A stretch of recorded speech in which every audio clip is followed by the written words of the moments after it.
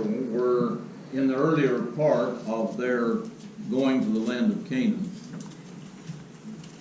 And as pictured in the first part of the chapter, the children of Israel came into the plains of Moab.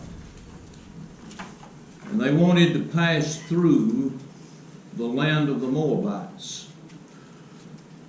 Their reputation had preceded them to where the kings of these people were somewhat concerned and afraid.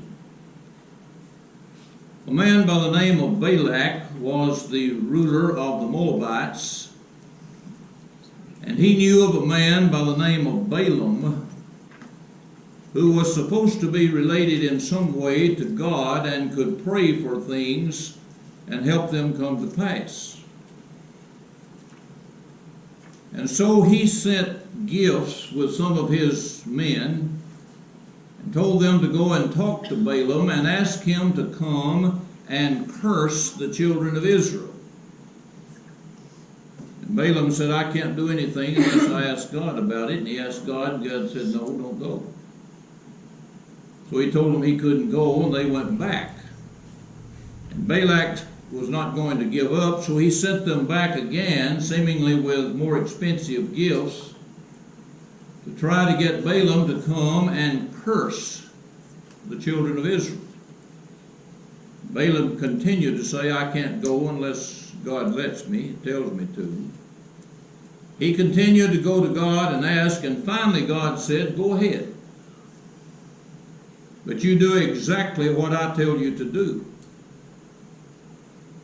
And so Balaam got his donkey. Now in the King James, the word ass is used, and let me just say this, that word in some cases is somewhat ugly, and in other cases it's not. It's a synonym for the word donkey. But as I read this portion of the chapter, I'm going to use the word donkey. And I'm going to read several verses because our lesson is contained in asking a question about what happened in this session or section.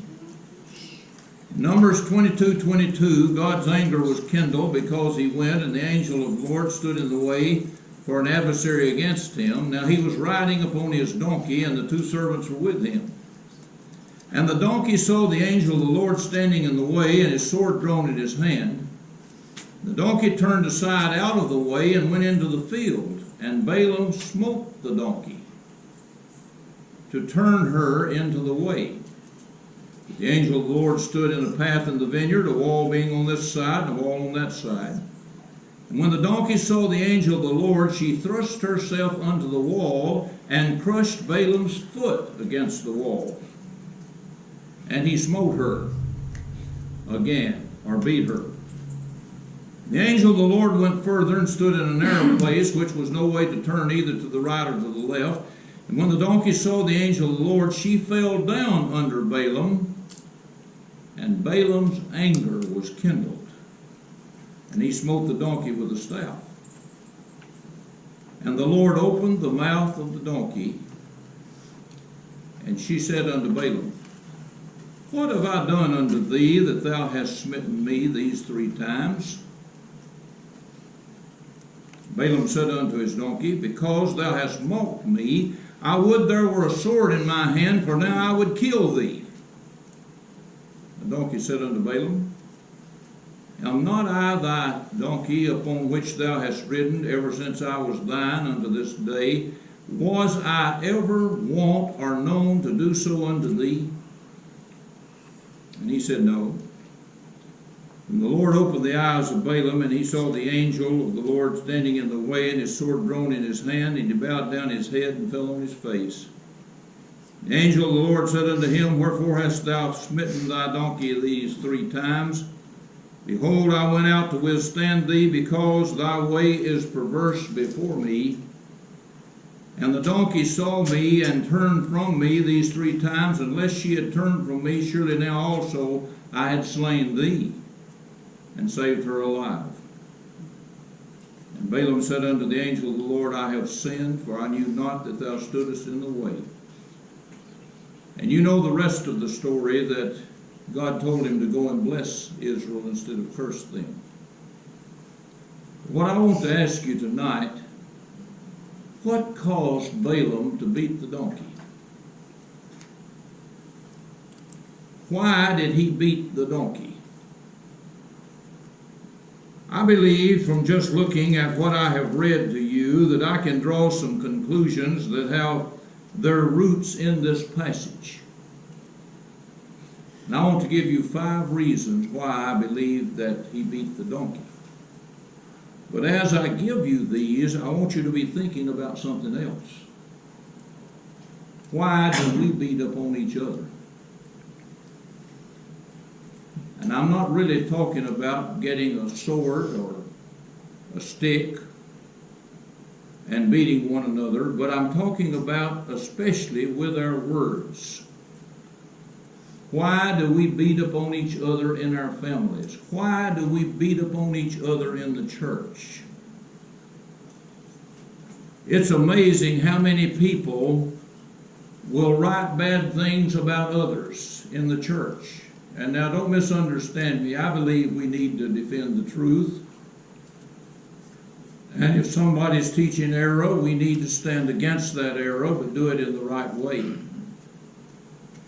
But it's amazing in our magazines and papers that are put out in connection with the church, how many times there's an article that is criticizing some other preacher. Or I could show you from print in one publication I have in my office where the author of that belittled an entire congregation and even said that they had gone away from God when it was not the truth.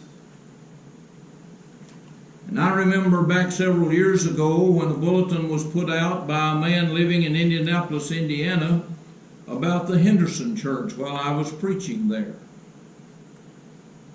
And he was stating things that were not the truth. I knew they were not the truth.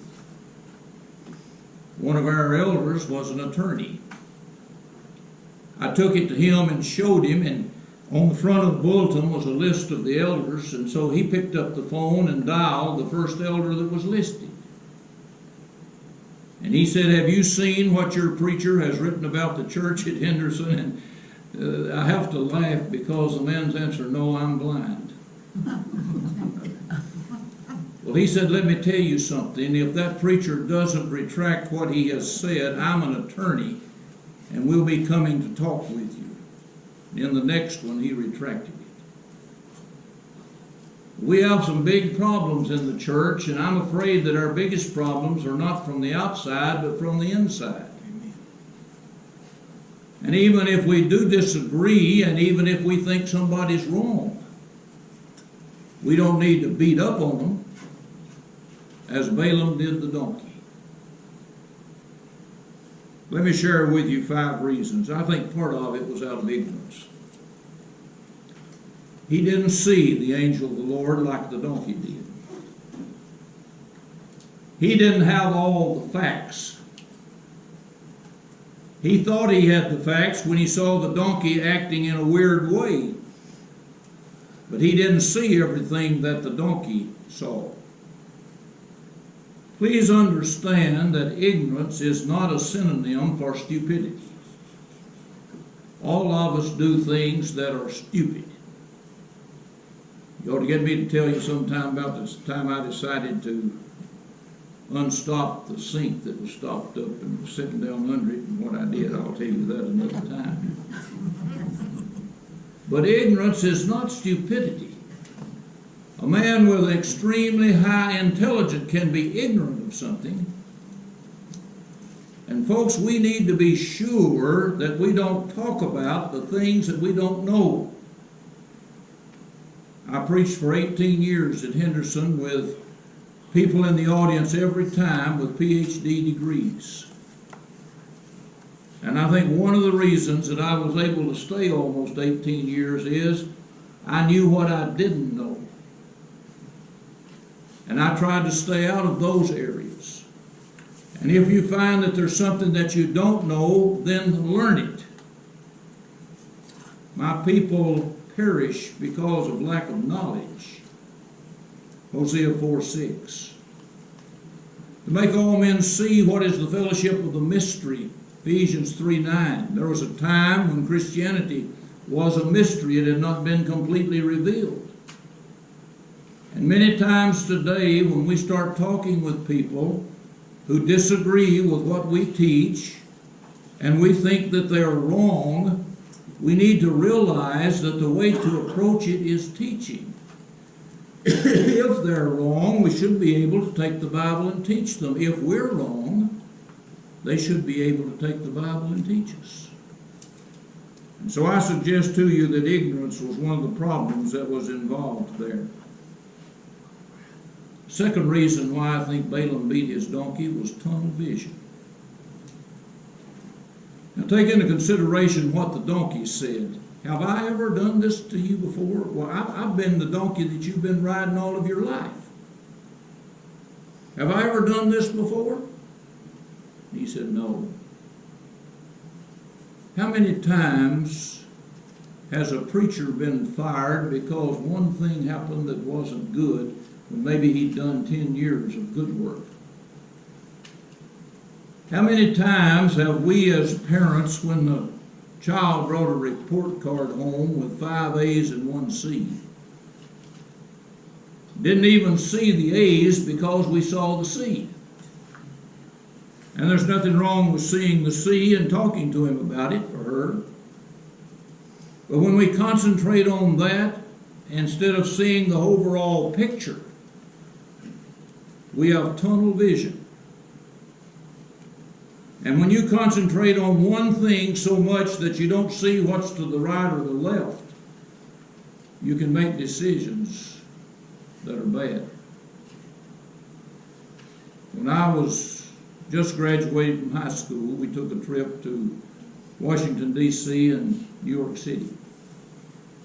Going, we went around the Skyline Drive over the Shenandoah Valley. Coming back, we drove down through the valley. When we were down in the valley, we couldn't see what we saw when we were back there on Skyline Drive and looking at the panoramic view of all of it. If I held up this card and asked you what you see, and this one's got some lines on it, but assume it's white. If I ask you what you saw, you would say, I see a black spot.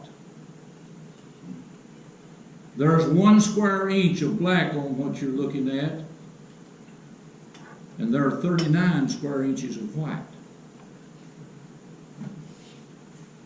And yet with tunnel vision, we have a tendency to look at that black spot and not look at the overall life. We do that with our children sometimes.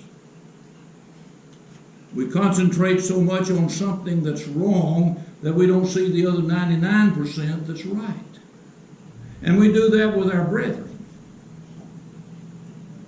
and our sisters in Christ. Oh, did you hear what Brother So-and-so did? And it may be that gossip is adding to it. But folks, we need to be careful and not have tunnel vision. You know, David could be remembered for his adultery and his conspiracy to murder if we concentrated on just that part of his life. But he was a man after God's own heart. Moses and Aaron made some mistakes, and if we tunneled in on those mistakes, we wouldn't think of Moses as being the man that he was. And he may be the man that's given more honor in the Bible than any other short of Jesus. You think about Peter.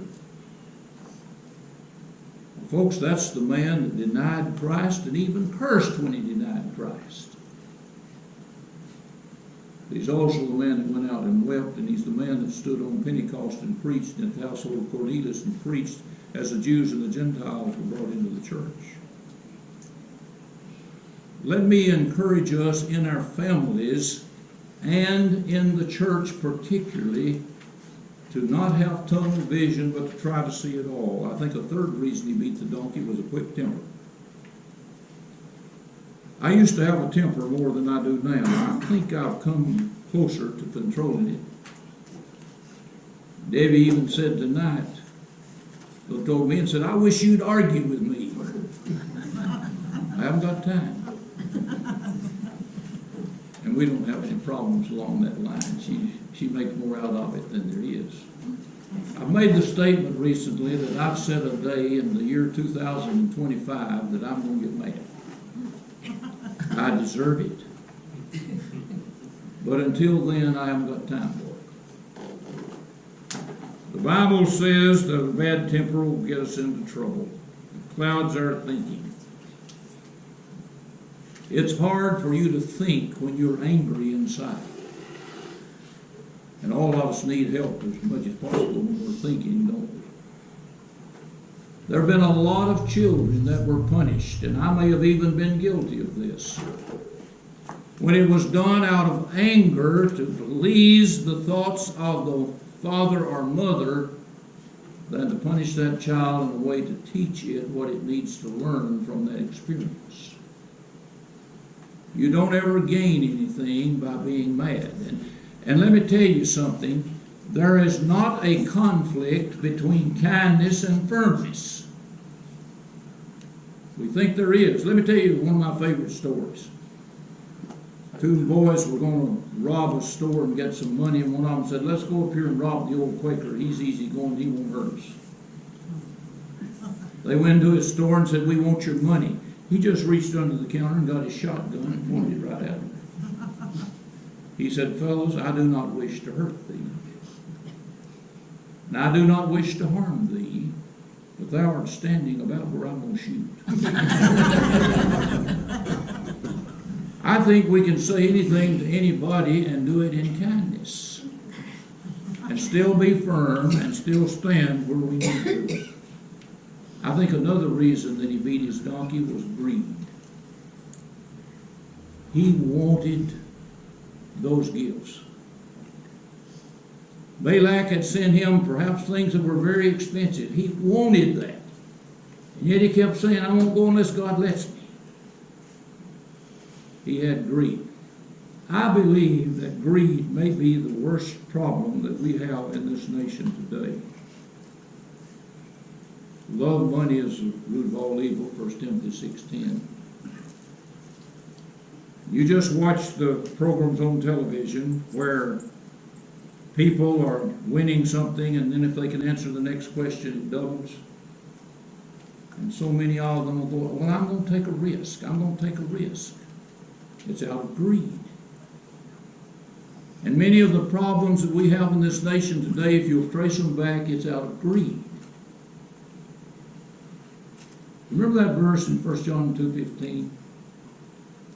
Love not the world, neither the things that are in the world. For if man love the world, the love of God's not in him. I, for a long time, tended to think those things there were overt sins, that he was talking about murder and stealing and immorality and those things. I'm not for sure that's the case. Love not the world, neither the things that are in the world. You and I are a things-oriented people.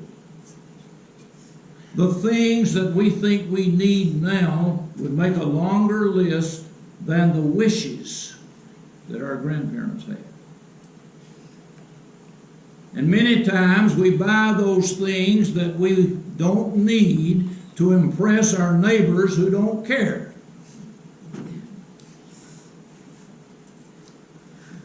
It's greed.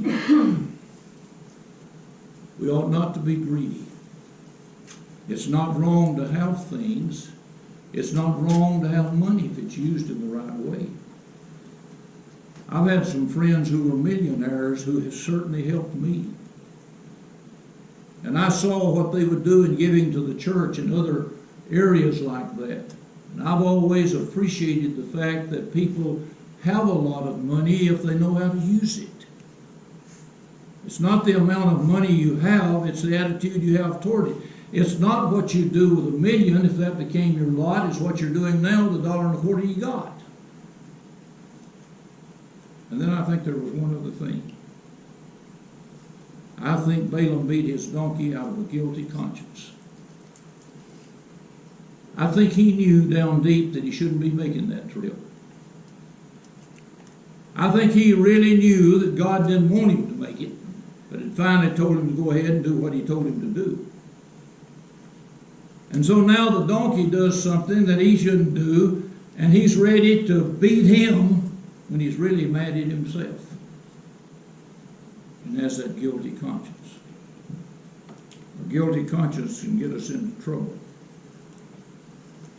And most of the time it's the guilty dog that barks. Why was Stephen stoned to death? Because those people could not accept the problems that they had, and I believe they may have even felt guilty, but we're going to get rid of the messenger. They didn't get rid of the message, but they got rid of the messenger. Why was Jesus crucified?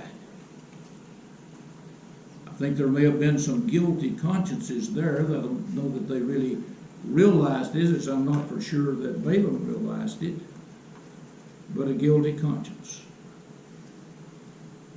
Now, I've speculated perhaps to some extent tonight,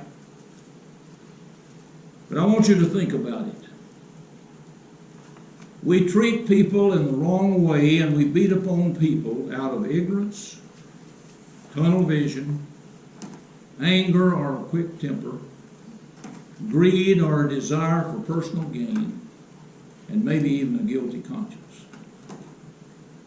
Balaam needed to change his attitude toward his donkey. We may need to change our attitudes toward one another. And quit beating up on people, but in kindness and compassion, teach people. And sincere people will listen. And treat even the person that you consider to be the lowest person in life in the right way, because you are a Christian, whether or not he is. Back years ago, when most of the gentlemen in the community wore a hat, two older gentlemen were sitting on a sidewalk, and a woman passed down by. And one of the gentlemen reached and took his hat off and tipped it, as was the custom at that time. The other man looked over and said, "Why did you tip your hat? That woman is an evil woman." And the man who tipped his hat said this: "I didn't tip it because of what kind of woman she is. I tipped it because of what kind of man I am." And folks, I think that's a great lesson. Let's live for who we are. Nobody else can make you or force you to be different from what you are. No matter how bad they are, no matter how bad they treat you. Jesus even said, if they can kill you, they can't take your soul. Let's be careful about beating up on other people. And the best way to desire righteousness and do what's right is to be a Christian. If you haven't been baptized into Christ, if you're a penitent believer, we encourage you to do that.